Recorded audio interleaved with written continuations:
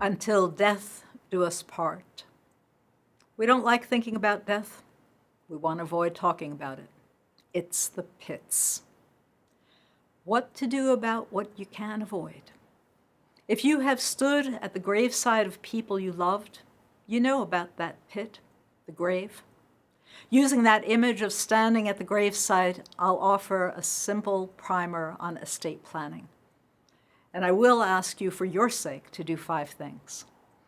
A very bright client I was working with was a dentist with a very successful practice, and she didn't know what people were talking about when they used the term estate planning. The term itself may make you think about rich old people, and you dismiss it because it's not about you. But if you're 30 and you have a cat, a computer, clothes, a car, etc., you have stuff. And you may have an IRA or 401k. What happens to all that stuff if you die? Estate planning is about you writing up documents that give instructions. You would give instructions to a friend about the care of a cat and bringing in the mail if you're away for a long vacation.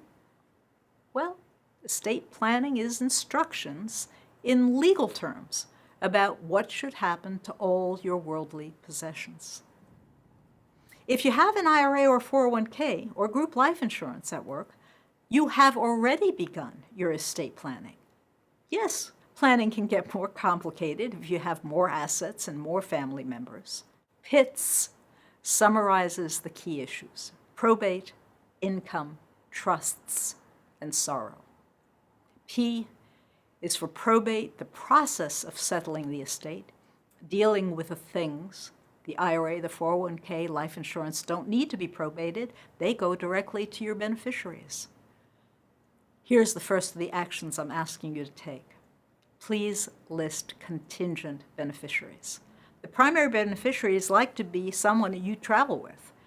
If there were a common accident and you both died, the money and the assets would need to go someplace. That's who the contingent beneficiary is. So name a contingent or contingent beneficiaries. Income that comes from assets, life insurance, rental income.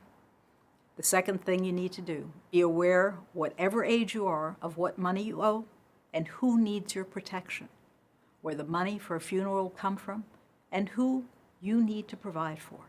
If you owe money or love people, you need to think about what happens to your responsibilities if you die. T is for the trusts and the legal documents: durable power of attorney, wills, healthcare proxies. These documents spell out your instructions. The state will decide for you if you don't take charge. The third action for you, at least, is to have a healthcare proxy. Instructions for your healthcare if you're not able to speak for yourself. Fourth action, it will be good for you to have a durable power of attorney. A young house painter fell from a ladder and was in a coma for a very long time. Who had the authority to sign the checks, pay the bills, keep the mortgage current? That's what a durable power of attorney can set up.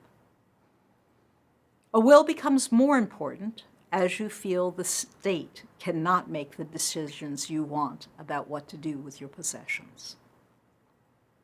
Fifth, who gets the cat? And leave money for the vet bills.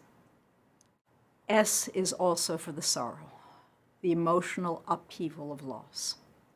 When there's a money cushion during the adjustment time, it helps ease the part of the transition. Be responsible and kind to those you love by putting your estate in order. An 80-year-old client still had her deceased husband as her only beneficiary. My young niece forgot to list her last child on her life insurance, effectively disinheriting him. This is not legal advice, and you should speak to an attorney. It is a financial planner trying to get your attention about PITS, which summarizes the court process, the income needs, the trusts, the other legal documents, and the sorrow. Life is an amazing adventure for so many, and we want to live. We mourn deeply our losses. Take care of these things, and then go out and dance and embrace the people you love. Remember what Shakespeare urges: to love that well which we must leave ere long.